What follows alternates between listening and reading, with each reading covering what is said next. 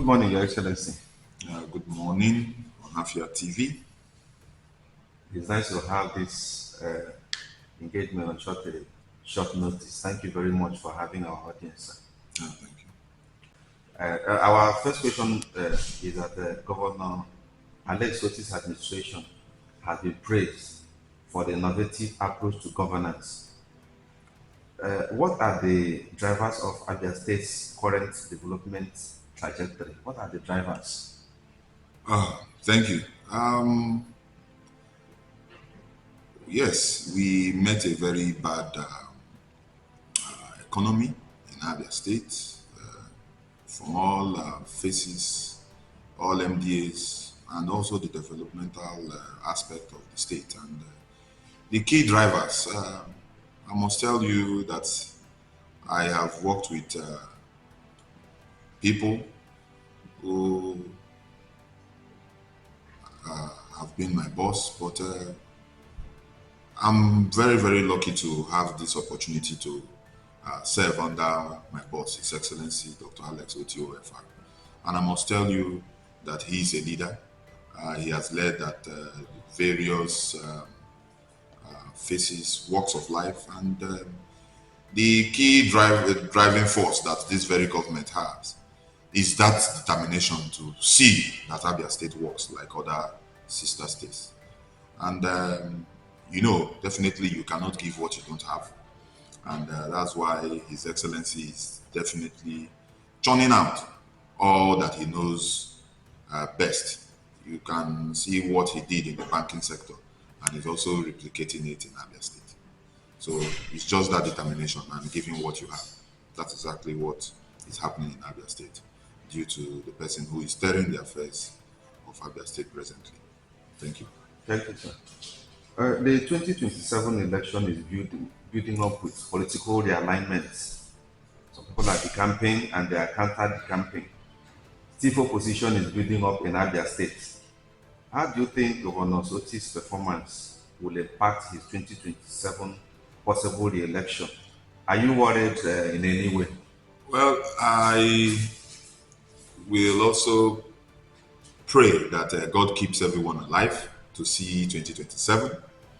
And at the same time, in 2023 campaigns before the 2023 election, we came as the underdog in that very election.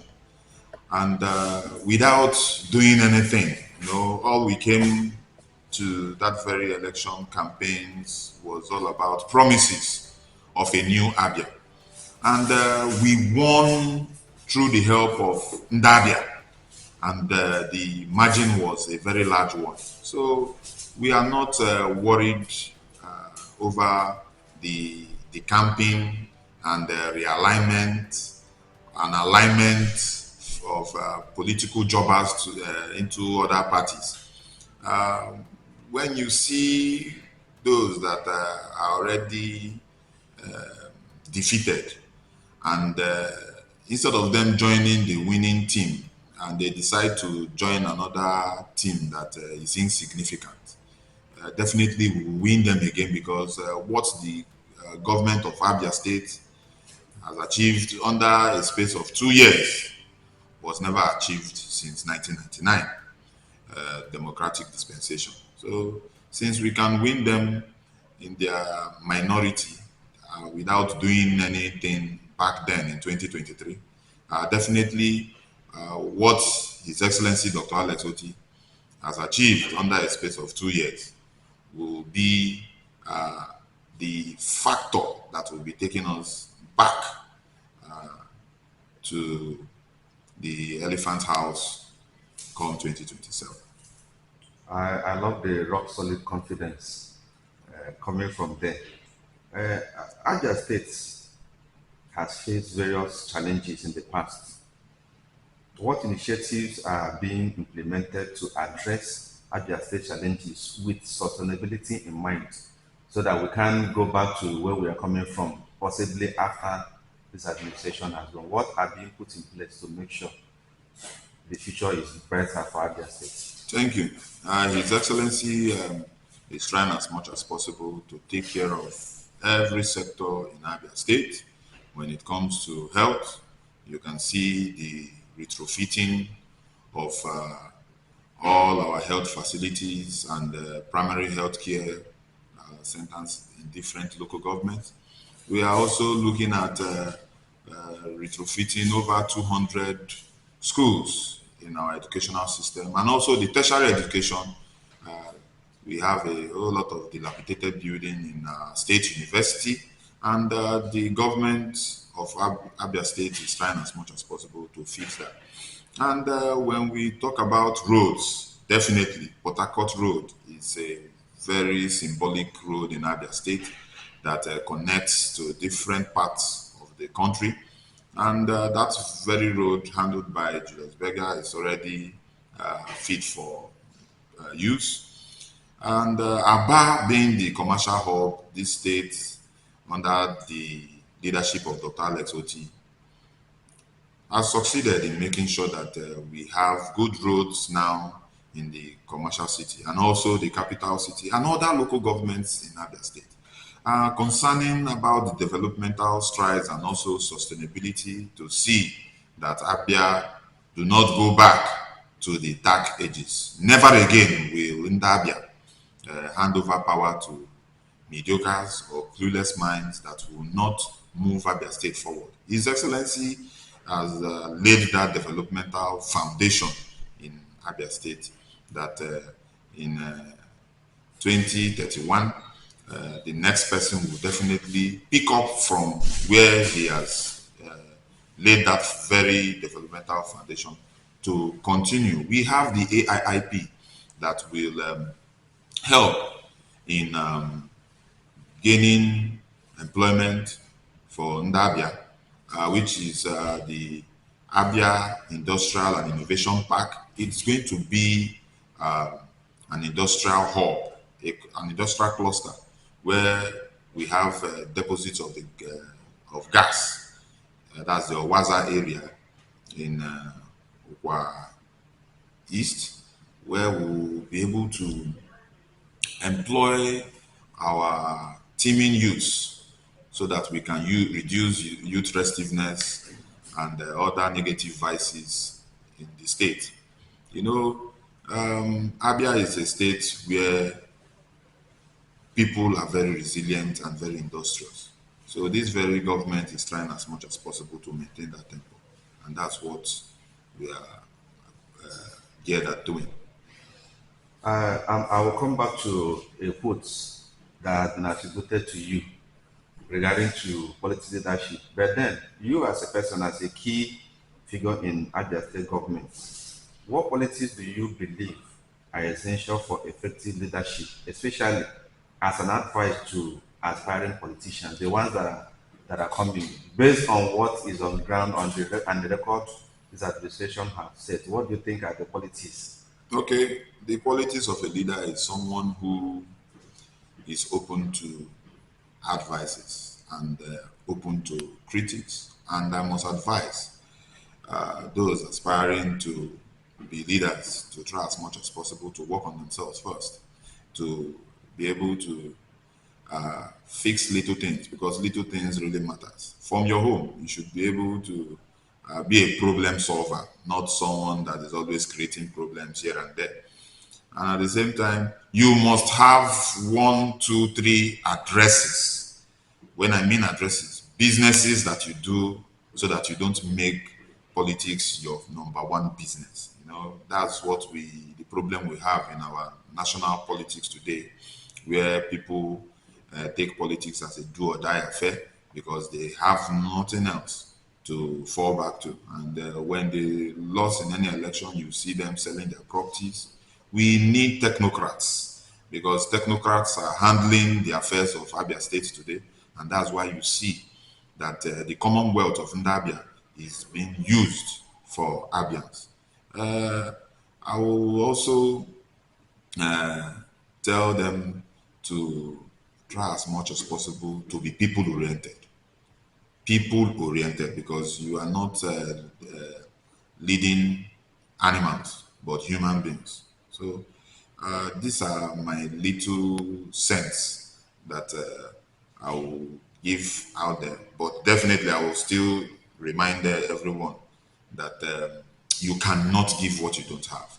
It's just the truth. You can't give what you don't have. Thank you. Thank you, Your Excellency. Looking ahead of 2027 election and beyond, what is your vision for Abia State's future, and how do you see the state evolving in terms of economic growth, infrastructure development, and social welfare holistically? Thank you.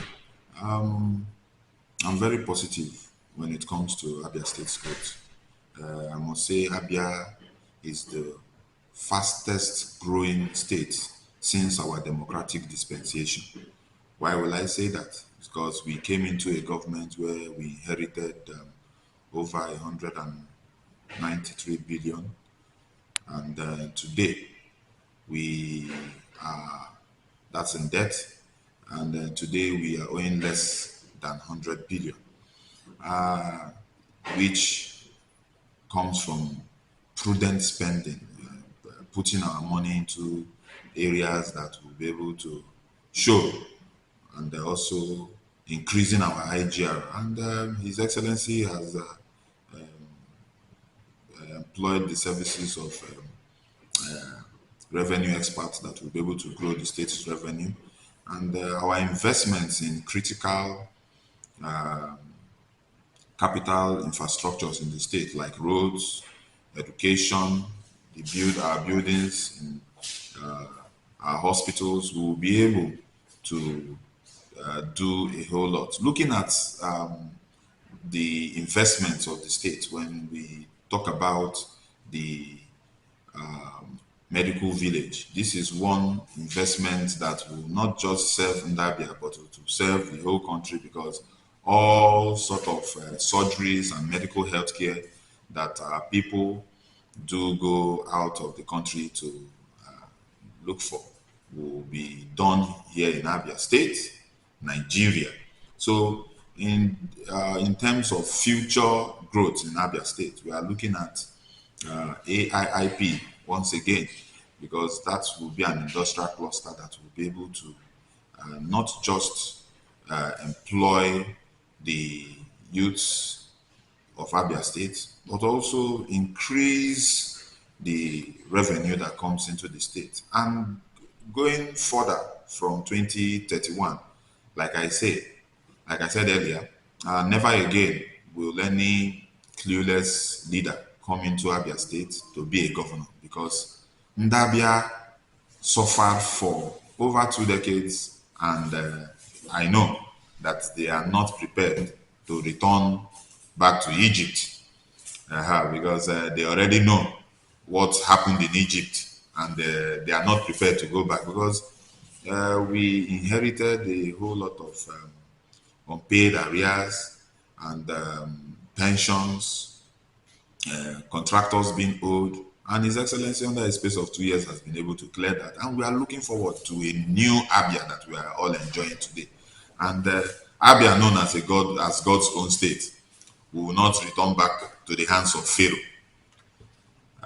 We really want to thank Ndabia for trusting this very government of Abia State, ably led by my boss, Dr. Alex Choma Otti, to provide the needed development that they all yearn for.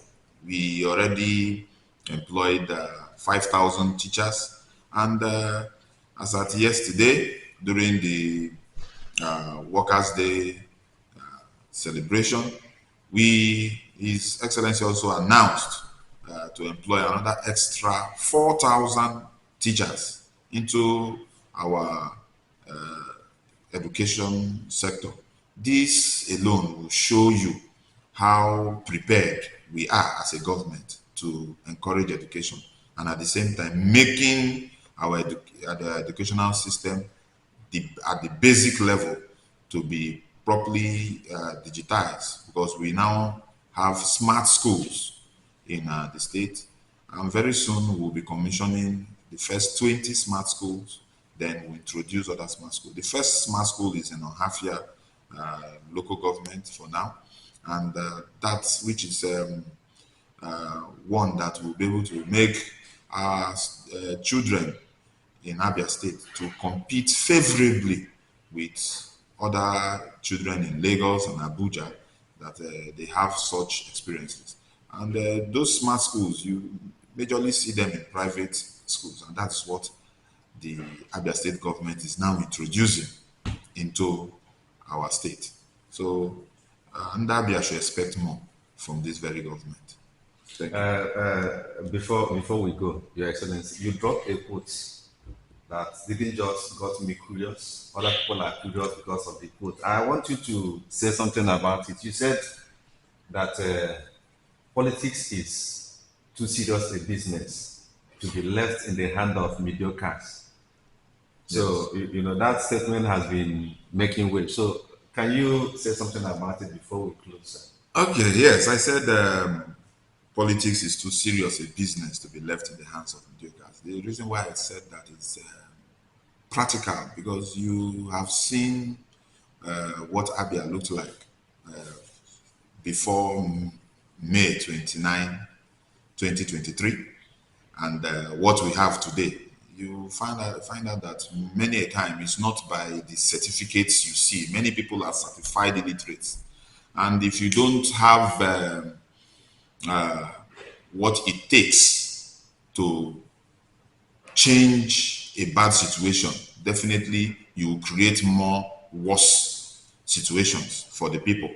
And why I said politics is too serious a business for to entertain mediocres is because it's a warning. If you know you don't have the ability to create wealth, turning like 5 naira into 5 million, you have no business in politics. Because politics is all about where you think outside the box in making sure that the people will follow your decisions to make their lives better. So we just need to have serious-minded people in politics, people who can change the economic situation of the state or the nation. These are the kind of people we need in politics.